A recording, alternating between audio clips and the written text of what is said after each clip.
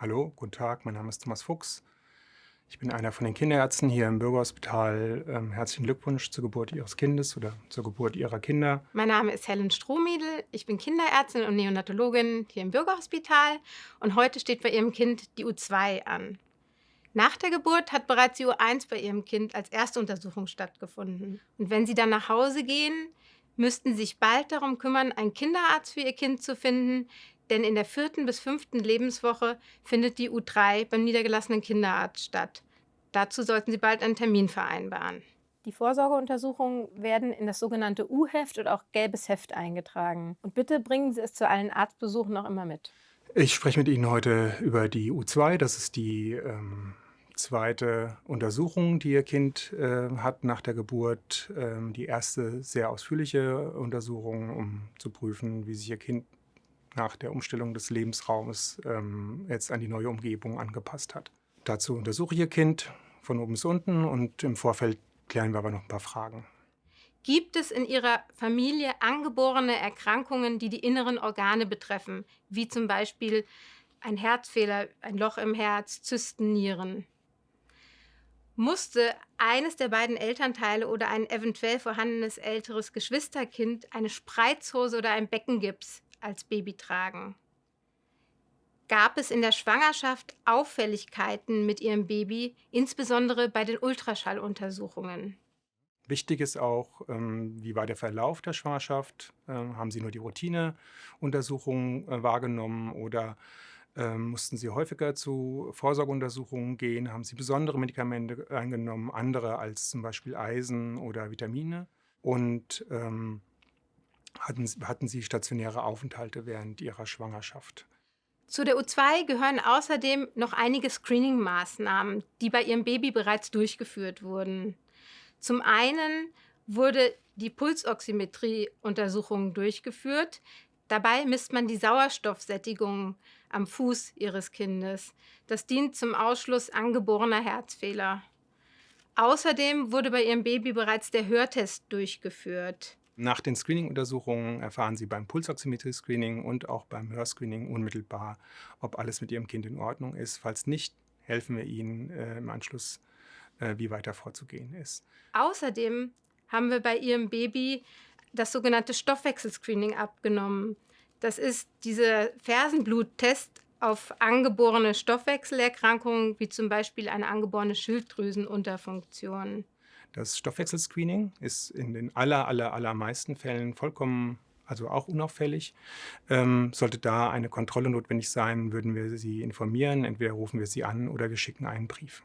Des Weiteren haben wir den Bilirubinwert bestimmt, um eine Neugeborenen-Gelbsucht auszuschließen. Die meisten Babys werden in den ersten 2 Lebenswochen etwas gelb von der Hautfarbe.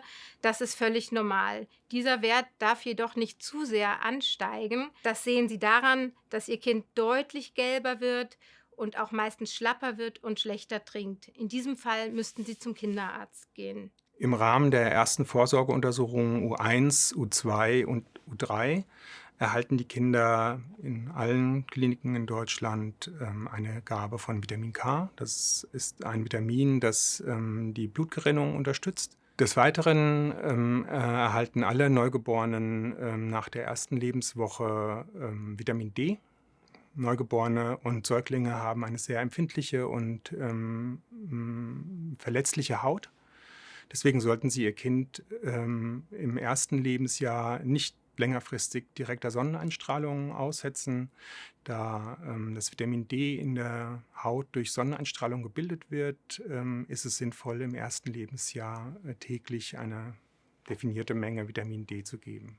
Ein wichtiges Thema bei der U2 ist die Ernährung Ihres Babys. Die beste Ernährung ist die Muttermilch.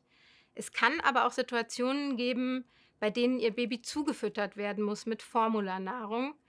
Das ist zum Beispiel, wenn Ihr Baby mehr als 10% des Geburtsgewichtes verliert. In diesem Fall empfehlen wir, eine Pränahrung zuzufüttern. Wenn Ihr Kind lange schreit oder auch wenn es sich verschluckt, schütteln Sie Ihr Kind nie, da es sonst zu schweren Hirnschäden kommen kann. Im Falle des Verschluckens nehmen Sie es hoch an Ihre Brust und klopfen ihm auf den Rücken. Im Falle des starken Schreiens Legen Sie Ihr Kind in seine sichere Schlafumgebung und verlassen zum Durchatmen oder Hilfe holen den Raum. Zu Hause soll Ihr Baby immer auf dem Rücken schlafen, wenn es unbeobachtet ist. Das heißt, insbesondere, wenn beide Elternteile in der Nacht schlafen. Das Baby soll dann in einem Schlafsack liegen und nicht mit Decken zugedeckt werden. Es soll außerdem im eigenen Bett oder im Beistellbett schlafen und nicht im Elternbett. Und in dieses Bett sollen auch keine Kuscheltiere oder Nestchen mit hineingelegt werden. Außerdem soll niemand im Haus rauchen, auch kein Besuch, der raucht. Die Raumtemperatur im Schlafzimmer soll idealerweise 18 Grad betragen.